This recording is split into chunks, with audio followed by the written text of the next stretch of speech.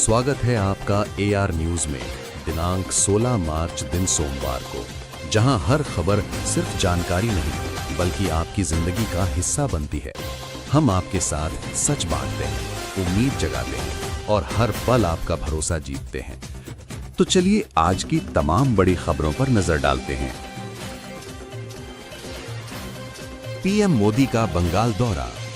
प्रधानमंत्री नरेंद्र मोदी आज पश्चिम बंगाल के दौरे पर हैं, जहां वे 18,680 करोड़ रुपए की विकास परियोजनाओं का उद्घाटन और शिलान्यास करेंगे। इसके साथ ही वे ब्रिगेड परेड ग्राउंड में एक विशाल जनसभा को भी संबोधित करेंगे। ईरान इजरायल युद्ध अपडेट। मिडिल ईस्ट में तनाव बना हुआ है। ईरान ने दावा किया है कि उसने इजरायल के खिलाफ युद्ध में पहली बार सेजे मिसाइल का इस्तेमाल किया है। वहीं अमेरिका ने ईरान के तेल क्षेत्रों पर और अधिक हमलों की चेतावनी दी है। चुनाव आयोग की प्रेस कॉन्फ्रेंस। आज शाम 4 बजे चुनाव आयोग एक महत्वपूर्ण प्रेस कॉन्फ्रेंस कर सकता है, जिसमें बंगाल, असम, तमिलनाडु, केरल और पुडुचेरी में विधानसभा चुनावों की तारीखों का ऐलान होने की संभावना है। Oscar awards 2026।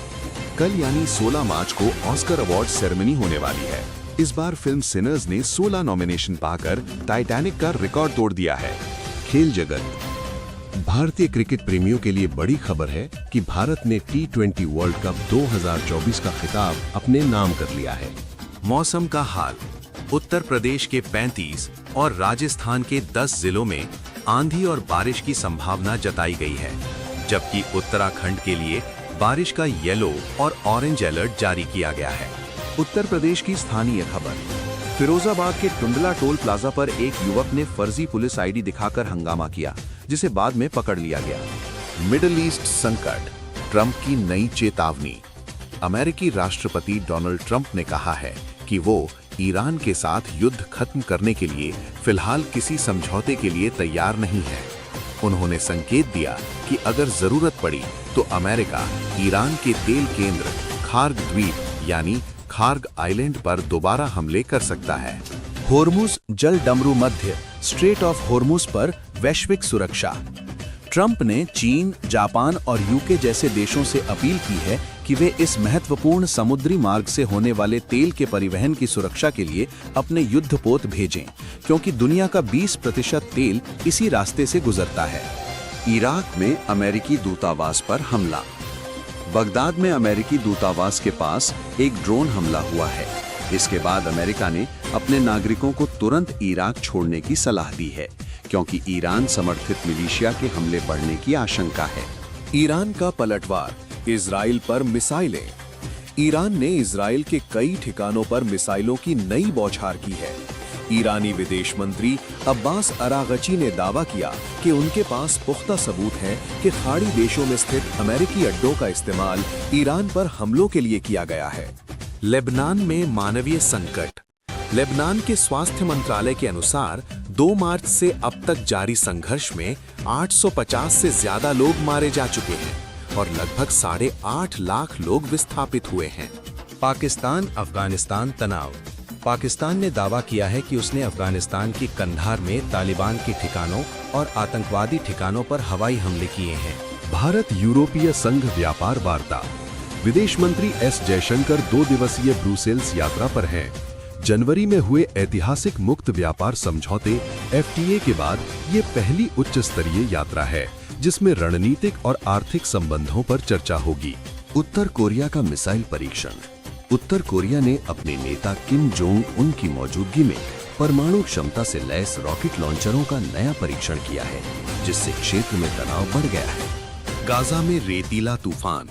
युद्ध प्रभावित गाजा में विस्थापित परिवारों के तंबू वाले शिविरों में भारी रेतीला तूफान आया है, जिससे पहले से ही खराब मानवीय स्थिति और बदतर हो गई है।